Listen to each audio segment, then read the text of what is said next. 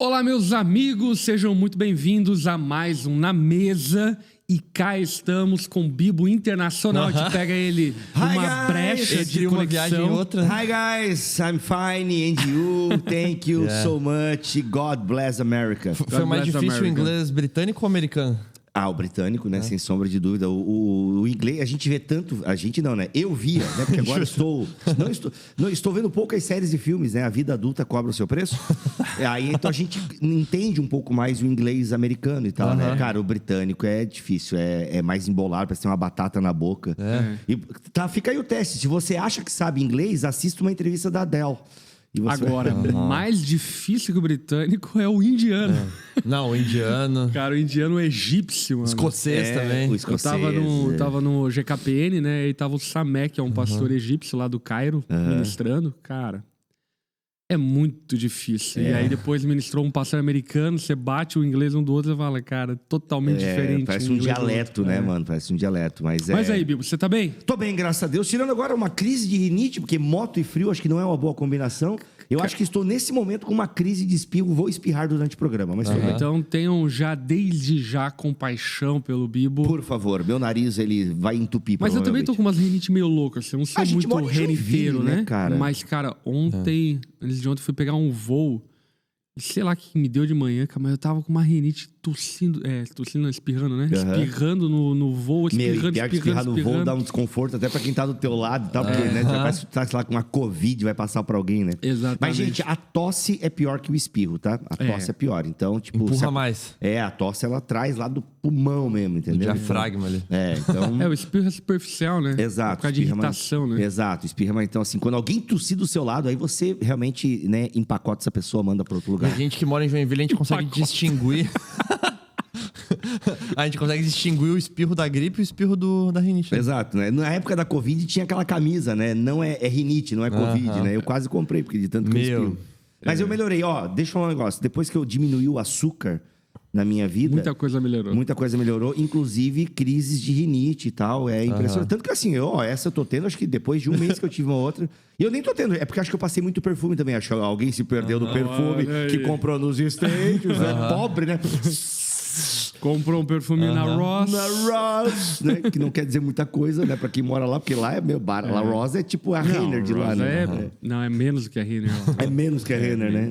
Então, assim, cara, mas... Não, eu comprei numa loja... É Perfume Mania. Perfume Mania, no Que shopping. perfume você comprou? Não sei o nome, mano. Qual que é o perfume que o Bibo Qual que é o tom? usa? Madeirado? Não sei também. Eu só senti o cheiro lá, me dá isso aqui. Aí aquele inglês meio capenga, só entendi que se eu comprasse um, levava dois. Misericórdia. Sei lá, é cheirosinho. 1x2, é?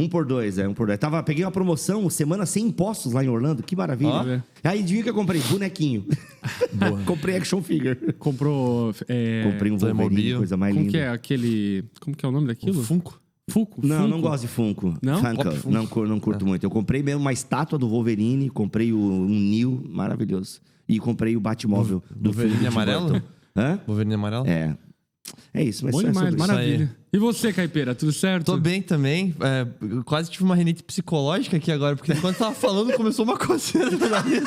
Fiquei até meio emocionado, assim. Rinite Pô, psicológica. Que coisa estranha, mas enfim, cara, né? Mano. Mas também tô bem aí. Tu lembra de rinite psicológica? Desculpa te cortar, já que tu é uma valarista, a gente te corta, né? Cara, mano, lembra do piolho psicológico?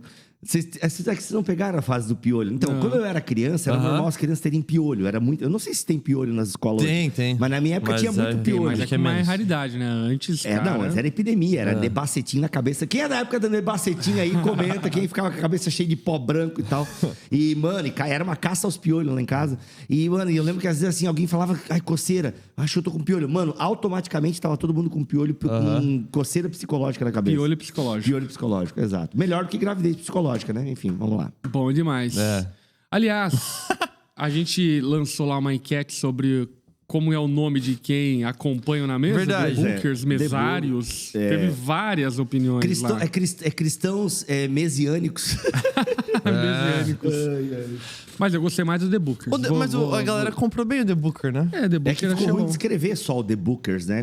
Ficou ruim, a gente até Mas soletrou é bom que é aqui. até meio personalizado, que cada um escreve do seu jeito. Exato, porque essa mesa é diferente. Tem uma né? interação, Essa né? mesa é plural. Então, The Bookers, welcome. The Bookers, bom demais. Exato. Bom ter você aqui, The Bookers. Exato. E passa pra frente o conteúdo, On the table. A gente sempre começa com esse assunto aleatório, mas depois que roda a vinheta, aí é teologia. Aí o pau pega e não alivia. Exatamente. Mas é isso, gente. Esse ditado aí, estranho. Mas é isso Corta aí, Will. Ah, não corta, né? Desgrama. Vamos que vamos, porque tá começando mais um Na Mesa, então roda a vinheta.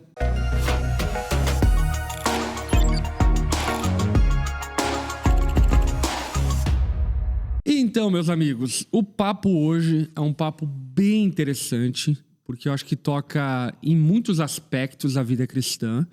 E, por vezes, a gente olha para algumas pessoas que olham para obediência, já dando aqui a letra, né? Até porque o pessoal vê no título também, né?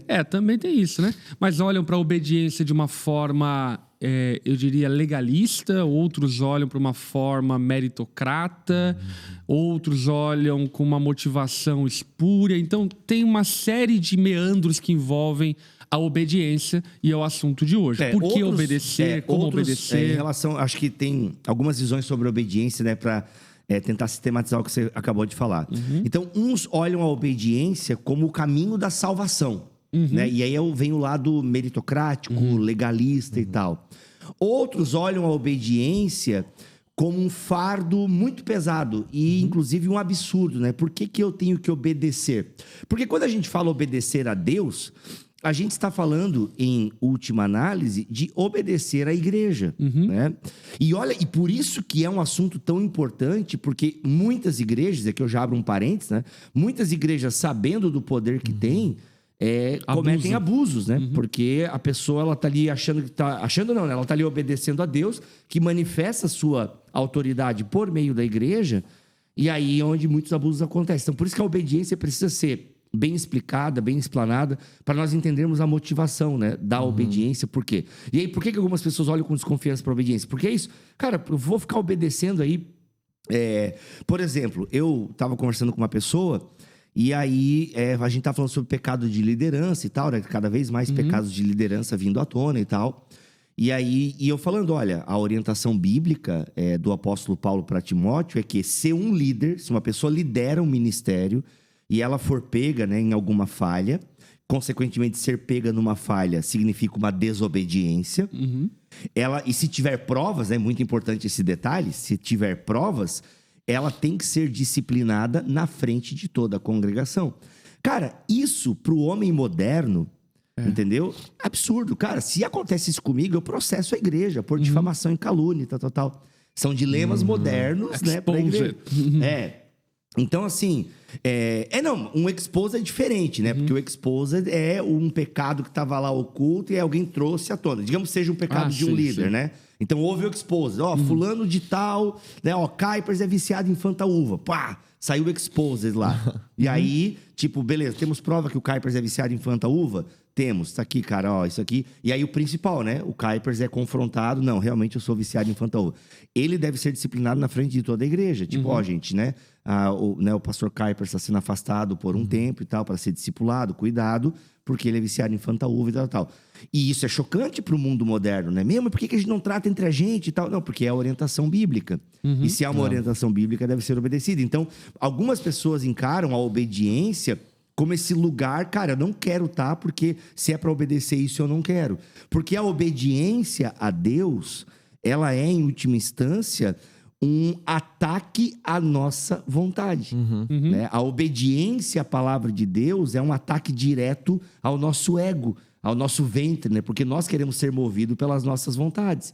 Porque é muito chato alguém vir dizer assim, cara, não, tu vai ficar parado agora 6 meses. Pô, mas sério? Por causa disso? Vai. E aí você se submeter àquilo, porque você não vai concordar com aquilo, entendeu? É punk, mano. Punk. É punk demais. E, obviamente, a gente, quando fala sobre obediência, primeiro a gente tem que definir de forma bem, eu diria até simplista, mas acho que é importante ter essa definição básica, né? Sim. Obediência nada mais é do que você observar regras, protocolos, condutas e assim por diante, que são preditos por alguém que tem autoridade, influência, assim por diante. Então, obedece aquele que segue regras. Vamos definir dessa forma. Como diz o ditado, manda quem pode, obedece quem tem juízo. Exatamente. E nesse caso é isso, assim. E aí, eu acho que a primeira coisa que a gente deve pensar sobre obediência é a base da nossa obediência. E na Bíblia Sagrada, mesmo no Antigo Testamento, a base da obediência é a graça de Deus. É muito importante a gente ter isso em mente. Porque, por exemplo, Kuipers, quando Deus vai dar os 10 mandamentos, como a gente assim chama, né?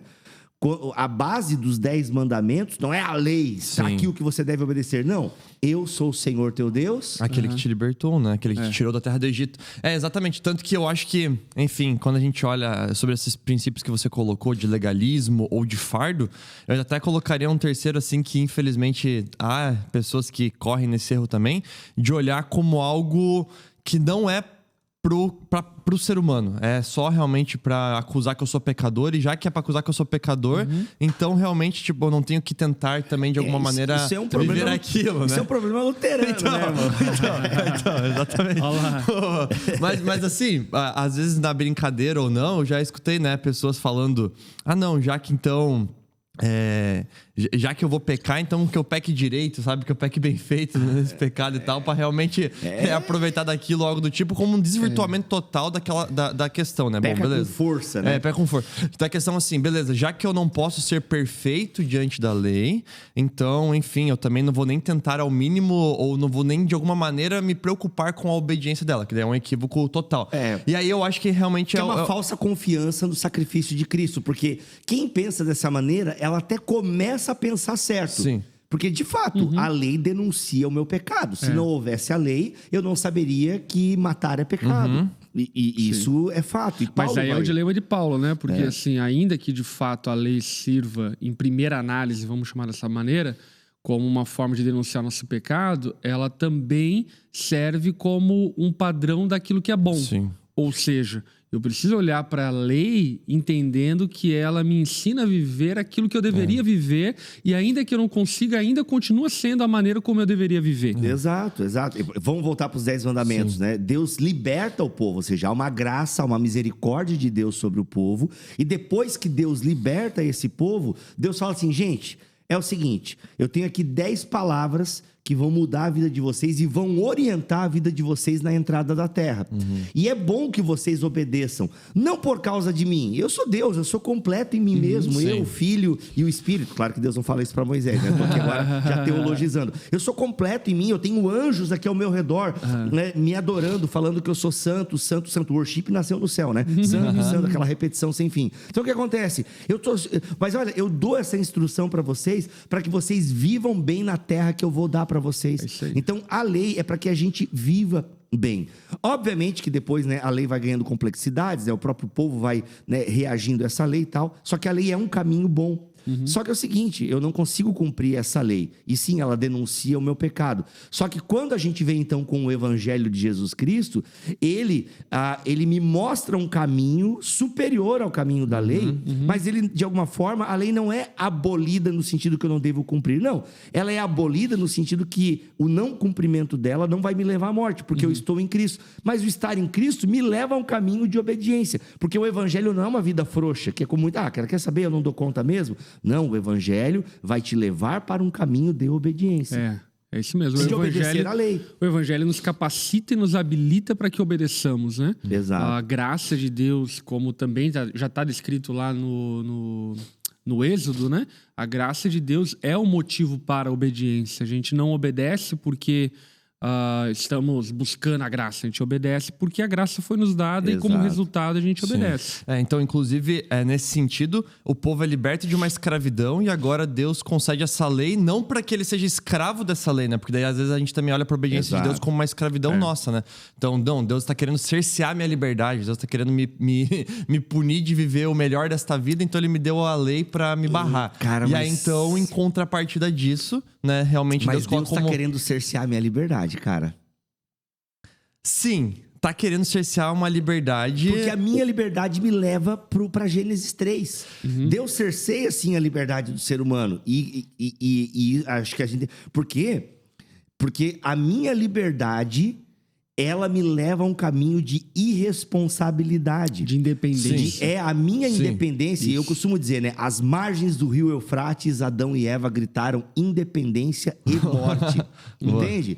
É isso. A minha liberdade, ela sempre vai me levar para um caminho de morte. Então, sim, Deus de alguma forma está cerceando a minha liberdade. Só que não é uma imposição nesse sentido. Mas né? é que tá, esse cercear a liberdade é justamente me livrar daquilo que é a maior escravidão. Exatamente. Porque a minha liberdade é a maior escravidão nesse sentido. Eu acho que uma coisa que dá para entender isso é até a respeito do que é liberdade, conceito, né? Porque o conceito que a gente adotou de liberdade, muito oriundo, sexo, drogas, rock and roll e assim por diante, eu faço o que quero, quando quero, da forma que quero e que se lasque. E isso se define como liberdade. Mas eu acho que uma reflexão bem simples pra gente fazer é, por exemplo, o que é liberdade para um peixe? Liberdade para um peixe é voar? Não, liberdade para um peixe é nadar. E quando um peixe quer fazer o que quer, quando quer, da forma que quer e decide voar, ele vai morrer. Então, nesse sentido, eu também acredito que Deus cerceia a nossa liberdade, mas não cerceia no sentido impositivo, mas instrutivo, para que de fato sejamos livres. Então é mais ou menos Deus dizendo assim, olha gente, vocês funcionam aqui nessa água. Se vocês saírem dessa água, vocês vão morrer. Então vivam nessa água, porque nessa água vocês vão usufruir daquilo que é bom, daquilo que é agradável, daquilo que é perfeito. Então a obediência a Deus está relacionada com a liberdade de obedecê-lo, porque de alguma maneira Deus imputou isso ao homem, mas essa liberdade de obedecê-lo nos faz livres verdadeiramente. Então, é um complexo aqui, né? Porque a gente está falando sobre um Deus que, de fato, limita a nossa atuação, no sentido de não passe dessa fronteira, mas, ao mesmo tempo, um Deus que nos faz livres, porque nessa fronteira para cá a gente experimenta, de fato, a liberdade. Sim. E nesse sentido, então, eu acho que a graça de Deus faz muito mais sentido num argumento daí sim de obediência. Então, acho que sim, nós devemos, o cristão, né, deve sim obedecer a Deus, né? Não é algo que a gente não deve fazer, pelo contrário, a gente deve obedecer. Não por capacidade própria, mas justamente por aquilo que Deus nos capacitou. Então, inclusive, acho que esse tema levanta até o assunto da eficácia, da efetividade, do impacto da obra de Cristo em nós. De fato, regeneração, transformação, salvação, impacta já hoje aqui. É algo só para experimentar na eternidade, é algo para moldar aqui o meu hoje, inclusive. Beleza, eu sou nova criatura em Cristo hoje, mas ainda sou tentado, ainda peco. Então, quer dizer que ser nova criatura é algo só para a eternidade? Ou não, já aqui eu desfruto dessa nova criatura, né? Então, acho que, enfim, abre todos esses debates, inclusive, né? Isso. Que más compreensões vão nos levar também a más respostas para isso, né? Exato. Então, ou de você compreender que não, hoje aqui eu já sou uma total nova criatura a ponto de o meu velho homem já realmente não ter influência, impacto nenhum na minha existência. E aí eu coloco aqui um fardo muito grande nas minhas costas ao ponto de achar que, beleza, então, se eu realmente já não tenho mais nenhuma influência desse meu velho homem, o que está acontecendo quando eu sou tentado? Será que então eu sou um mal convertido? Qual que é o ponto, né? Ou então nos coloca numa realidade, sim, acho que correta, de perceber essas duas realidades, né? Esse diálogo entre, beleza, sou uma nova criatura em Cristo, ainda estou, como Paulo diz, no corpo desta morte, que ainda experimentarei a libertação completa disso com a minha morte, ressurreição e corpo glorificado, né? Enfim, acho que... Então, vamos objetivar, então, aqui 3 perguntas chaves, que eu acho que é importante para o público entender. Primeira pergunta é, devo obedecer? E aí, vamos objetivar essa pergunta. Por que eu devo obedecer? Porque Cristo obedeceu. A base da nossa obediência é a obediência de Cristo. Paulo vai trabalhar isso em Romanos capítulo 5, onde ele diz que a desobediência de um levou à morte de todos, ao passo que a obediência de um trouxe salvação a todos. Então, Paulo trabalha muito isso em Romanos capítulo 5. A base da nossa obediência é a obediência de Cristo. E aí, Paulo trabalha um pouco mais isso também no que é chamado de hino cristológico. Filipenses capítulo 2, a partir do versículo 5, onde Paulo vai falar para nós termos a mesma atitude, o mesmo pensamento, a mesma mente, né? A palavra fronel dá esse sentido de atitude, de mente, né? Porque os nossos pensamentos moldam as nossas atitudes. Mindset. É o mindset. Deus o livre, só faltou o blazer agora. Então o que acontece? É isso, a nossa obediência, ela tem como base a obediência de Cristo. Então, Cristo obedeceu. E a obediência de Cristo não foi qualquer coisa, foi uma obediência até a morte, e morte de cruz. E a gente está falando do próprio Deus, a segunda pessoa da Trindade, que olha, ele não se apegou ao fato de ser Deus, mas tornou-se homem. Entendeu? Então, assim, ele não se apegou ao fato de ser Deus, então ele se esvazia, né? Ele abre mão temporariamente de atributos divinos, por assim dizer, e se torna 100% homem e obedece ao Pai. E aí, Jesus em vida, vai em vida corpórea nessa terra, porque agora está em vida corpórea né, lá no céu.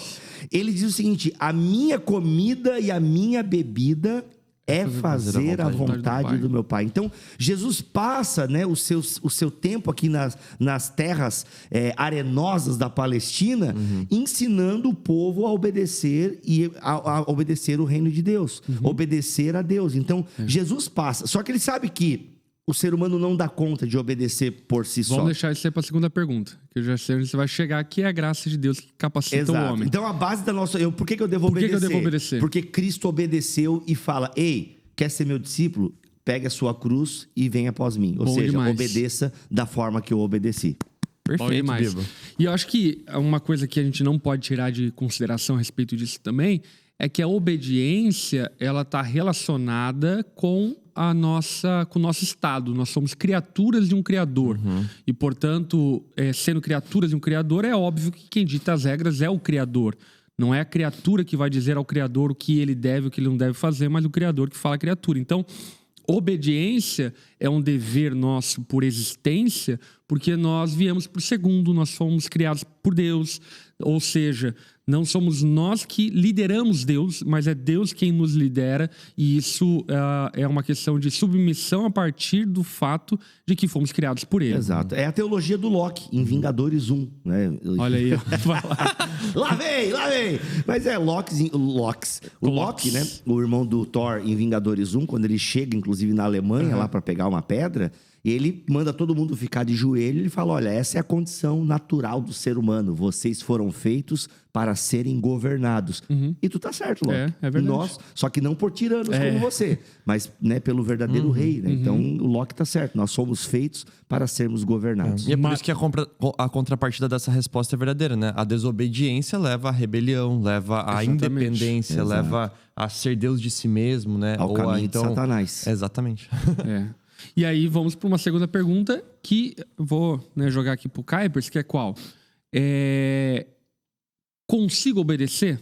Porque daí entra aquele paradigma da graça e, né, enfim, consigo ou não consigo? E se eu não consigo, por que eu tento? Enfim, conseguimos obedecer a Deus?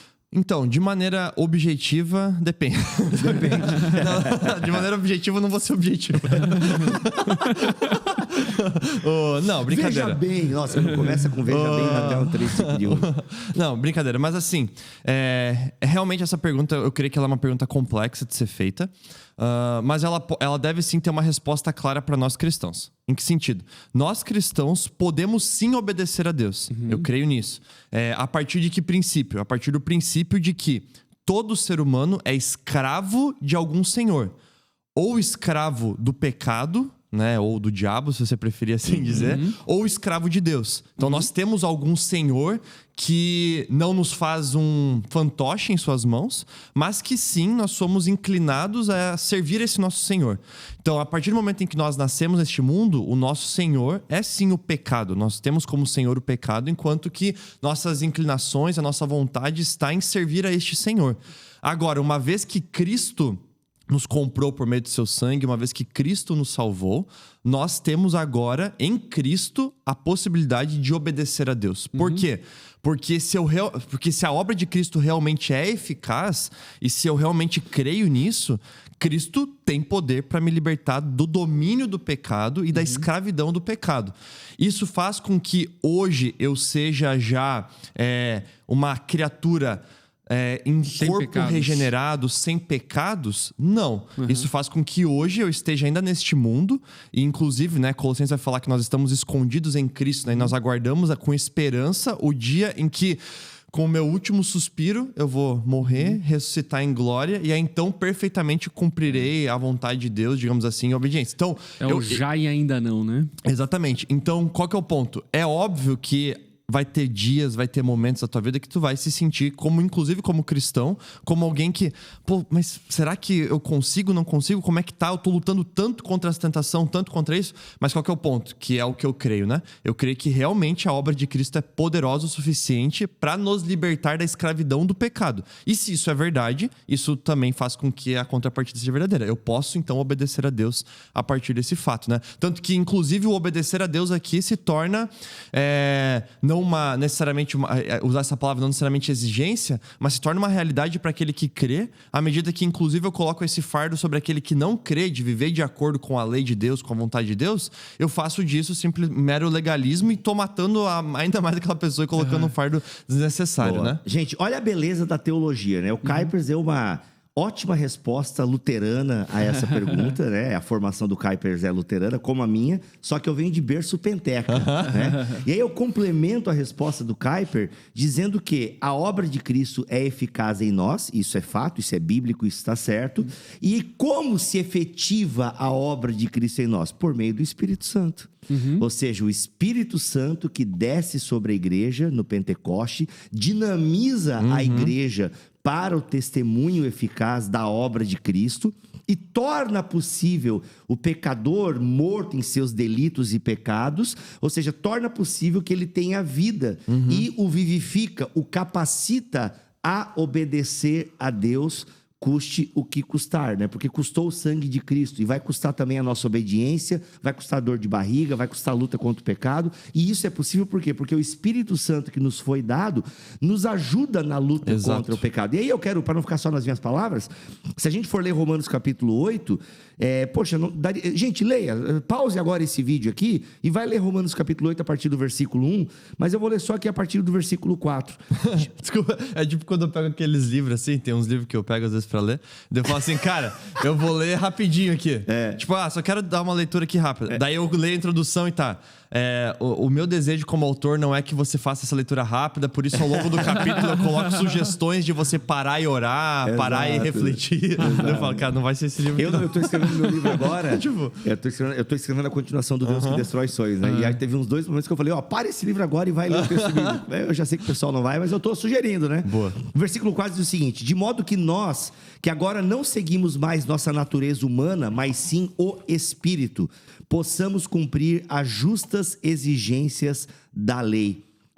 O 5. Aqueles que são dominados pela natureza humana pensam em coisas da natureza humana, mas os que são controlados pelo Espírito pensam em coisas que agradam o Espírito. Olha aí, ó. Mano, sensacional. Bom demais. E isso a nossa, vai ser uma luta constante mesmo. Essa natureza nossa, né? Essa inclinação para as coisas da natureza humana e essa inclinação para as coisas da natureza espiritual estão dentro do cristão. Né? É por isso que a gente erra, a gente peca e tal. Só que é incrível como há essa possibilidade de nós almejarmos uma vida mais santa, mais pura, né? Desde que a gente se coloque debaixo da poderosa mão de Deus e da disciplina da igreja. Muito bom, muito bom. E até, enfim, respondendo de forma objetiva, então, concluindo, né? Podemos obedecer a Jesus, a Deus, aos seus mandamentos, fomos capacitados pelo Espírito Santo, regenerados por Cristo, então podemos, mas não conseguiremos. Aquilo que 1 João vai falar, né? Aquele que afirma que não tem pecado, está mentindo, enganando a si próprio. Então, existe uma possibilidade, mas ao mesmo tempo existe uma condição humana que leva-nos ao pecado enquanto nós aguardamos a regeneração completa do homem, a obra completa de Cristo. E vou falar pra vocês, isso bagunça a cabeça às vezes. Bagunça. Porque não, às vezes assim, a gente erra, né? E quanto mais conhecimento bíblico, teológico você tem, mais consciência do mal em si, né, e do pecado você tem. Então, assim, às vezes tem pecado que é pecado descarado, que qualquer pessoa, não, isso aí é pecado e tal, e tem outras coisas que tu, mano, pô, esse sentimento... Velado, né? Tá ali, isso aí não é legal. E aí, mano... E aí tem hora que tu cansa mesmo de lutar e de tipo, mano, tô cansado, mano. Dias de luta e dias de derrota. Cadê os dias de glória, entendeu? Cadê o dia que os humilhados serão exaltados? Então, assim, não chega o dia. Exato. Então, e de fato, às vezes pode ter uma canseira. Tipo, mano, olha, vocês devem atender isso, né? Olha, pastor, cansei, eu não consigo obedecer. E aí, mano, aí entra o discipulado, entra uma mudança de mentalidade. Por isso que a Bíblia fala tanto em mudança de mentalidade. E um convite à perseverança, né? É um convite à perseverança, entendeu? E é por isso que a Bíblia, aí vocês voltam na mesa, que fala sobre recompensa, né? Quando a gente falou sobre metáforas olímpicas, a gente falou sobre a questão da recompensa. Aí entra o lance da recompensa, de, sabe, ó, há uma recompensa pro seu esforço e tal. O problema é que a desobediência, ela me dá uma recompensa imediata. Cara, isso é muito sério. A desobediência, ou seja, a prática do pecado, ela me dá uma satisfação imediata nesse mundo. É o açúcar. Entende? É o açúcar, é aquilo. Enquanto que a obediência a Cristo, ela não vai me dar, muitas vezes, essa recompensa imediata. Porque às vezes você está ainda plantando uma vida de obediência e vai colher frutos por essa obediência. E aí tem alguns frutos que você só vai colher na eternidade. E aí, para nossa mente ansiosa, materialista, mundana, não faz sentido, mano. Porque a vida é aqui e agora, entendeu? Enjoy your life, entendeu? Então, assim, inclusive era a campanha, né? De anos atrás, do Richard Dawkins. O Richard Dawkins era um neo-ateísta e tal. E ele fala assim, ó, provavelmente Deus não existe. Desfrute a vida. Porque é isso, o pecado me traz... o pecado me traz satisfação imediata, enquanto que uma vida de obediência, não. E até essa análise, né? Porque, por exemplo, pega essa frase... do Richard Dawkins, ela aponta para a ideia de que desobedecer é prazeroso e traz resultados melhores do que a obediência. E o que é curioso, até nessa análise que o Bibo fez, é que, de fato, a obediência, inclusive, em última análise, ela é benéfica aqui na nossa existência, na nossa vida humana, tirando todas as bênçãos espirituais. Mas, de fato, a obediência, ela traz resultados, muitas vezes, muito mais morosos, muito mais longínquos, diferente da desobediência, que gera o êxtase. Vamos dar um exemplo prático. Muitas pessoas tomam medicação. Gente, eu não sou médico, eu estou falando a partir do que já ouvi em consultas e tal, então... Né? Se você é médico e entende mais desse assunto que eu, me corrija se eu falar alguma besteira nos comentários. Mas tem pessoas que tomam medicação, tomam remédio para problemas de saúde que, se ela tivesse uma alimentação melhor e prática de exercícios físicos, ela não precisaria tomar o remédio. Se ela fizesse jejum de vez em quando, né? Ou seja, a prática do jejum... você, né, fazer jejum de vez em quando, cara, elimina algumas doenças ou alguns remédios aí da sua cartela de remédios. Só que o remédio é aquela coisa, eu continuo levando a vida do jeito que eu quero e aí eu tomo remédio. Já o exercício não, um paliativo, exige de mim. Né? Ali eu tô sempre tapando, né? Eu tomo um remédio porque eu quero viver do jeito que eu quero. Enquanto que, poxa, eu quero continuar comendo isso, eu quero continuar bebendo isso. Mas não dá, você continua assim, você vai precisar do remédio. Então, eu tenho o prazer e a consequência desse prazer. A vida de obediência, não. Cara, você não gosta de academia. Você não gosta de cortar o açúcar. Mas é o benefício que você vai colher lá na frente. Às vezes, né, semanas depois... Se você cortar o açúcar, 2 semanas depois você já vê resultado. Então, assim... É isso. Deu para entender o que eu quero falar? Claro. A vida de obediência, ela pode te dar frutos aqui nessa terra. E vai dar. Mas às vezes demora um pouco mais do que a satisfação imediata que o pecado traz. E daí o engano da libertinagem nesse sentido, ou de, por exemplo, dessa frase levar a consequência última de querer viver uma vida toda revolucionária, libertina e de prazeres e de chocar aquilo que é uma regra ou uma lei, de desobedecer em última análise a Deus. O erro dessas pessoas é não perceber que desobedecer a Deus não implica em simplesmente não precisar obedecer nada, mas elas estão obedecendo a outra coisa, elas estão obedecendo a sua própria vontade, a seus próprios prazeres, a seus próprios desejos, à medida, inclusive, como a gente falou, que essa liberdade liberdade que Deus traz nos cerceando em algumas coisas, mas também para nos levar à obediência a Ele, porque senão estamos obedecendo a Ele, estamos obedecendo a outra coisa, né? E aí você constrói... Corta essa parte, Will. Não vai cortar nessa galera. Mas o corte é a partir de agora. Aí você vê a construção de Paulo a partir de Romanos capítulo 5 e capítulo 6. No capítulo 5 ele fala que a obediência, né, de Cristo torna possível a nossa salvação. Mas ele fala, né, do pecado e tal. E aí no capítulo 6 ele vai dizer o seguinte, olha, já que a graça, né, ela abunda sobre o pecado, vamos ter uma vida de pecado para superabundar a graça? De jeito nenhum. Então Paulo explica que o fato de nós não conseguirmos, né, viver debaixo da lei e que a graça vem para nos ajudar, não significa que a gente vai viver de qualquer jeito. Pelo contrário, olha, vivam de acordo com a justiça que vocês receberam. E aí ele fala, olha, antes vocês aplicavam esforços para viver conforme o pecado. Apliquem agora esforços para viver conforme a graça. É isso aí. Entende? Então, e aí ele vai construir esse argumento em Romanos 6, em vários outros textos. Leia Gálatas, Viva o Extraordinário. Fala sobre isso no capítulo. E na doçura da graça também, de certa forma. E aí tem Tito, quando ele fala Tito, né, 2:11, porque a graça de Deus nos motiva a viver de maneira piedosa. Então, sim, vai ter um cerceamento da liberdade, mas é para o nosso próprio bem, porque nós temos duas opções, ou escravos de Deus, ou escravos do diabo / a nossa vontade. Porque a realidade é que o homem é escravo. Ele só vai ter que escolher a quem ele vai servir. Exato. Né? Ou ao diabo, à carne, ao mundo, ou a Deus. E Exato. E última pergunta objetiva é qual? Qual é o resultado da obediência? Né? O que a obediência resulta? Porque uma coisa que a gente já falou nas entrelinhas aqui, quem, né, tá pescando aí já entendeu, a obediência não resulta em salvação, porque não é a nossa obediência que nos salva, mas foi a obediência de Cristo. Então, já que não dependo, em última análise, da minha obediência para a salvação, por que obedecer? Porque tem pessoas que, para ser salvas, precisam da sua obediência. Porque se a igreja não obedece o ID, as pessoas não ouvirão. Então, ainda que a minha salvação particular não depende da minha obediência, isso até dá pra gente discutir. Porque também Deus aceita aqueles que o obedecem, né? O texto da pregação dessa semana aqui da gravação. Então, e outra, João 15, né? Quem me ama, obedece os meus mandamentos. É que nisso eu tirei o mérito do fato de que a fé que salva é a fé que transforma, Exato, né? Exatamente. Então, as obras e uma vida piedosa, uma vida santa, é o resultado, é a implicação da salvação. Exatamente. Então, ainda que a minha salvação individual não dependa da minha obediência, porque a minha salvação está na obediência de Cristo, mas para que o mundo conheça Cristo, eu preciso ser obediente. Bom demais. Porque a minha vida de testemunho, a minha vida de um proclamador do evangelho vai levar outros a conhecerem a salvação. Então, o obedecer não é sobre eu ir para o céu, mas é sobre, né, como eu costumo falar, né? Eu obedeço não para ser salvo, eu obedeço para ser sal.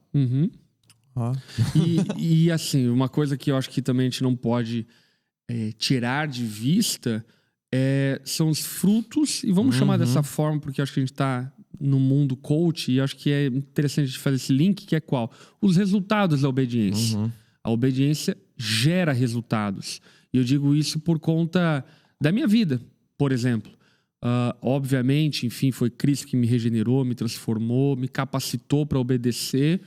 Então, a partir dali, comecei a me esforçar em obedecer a Jesus, e vejo que aquilo que eu vivo hoje é resultado da obediência a Jesus, no sentido de a família que eu tenho, a esposa que eu tenho, o casamento que eu tenho, é fruto de uma obediência, por exemplo, em ser fiel à minha esposa, ser um pai presente na vida dos meus filhos, e isso tudo resulta em bênçãos terrenas e eternas.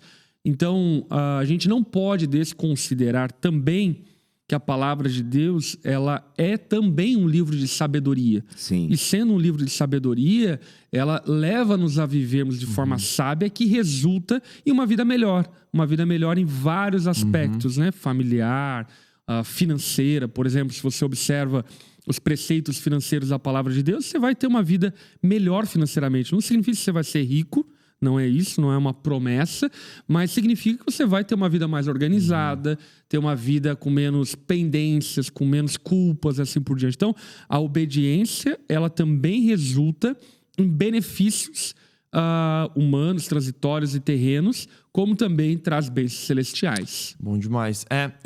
Inclusive, enfim, eu não queria pegar um tema de um próximo na mesa, talvez, mas se você quiser, a gente pode aprofundar isso num outro na mesa com mais exemplos. Aliás, só uma interrupção. Main interruption.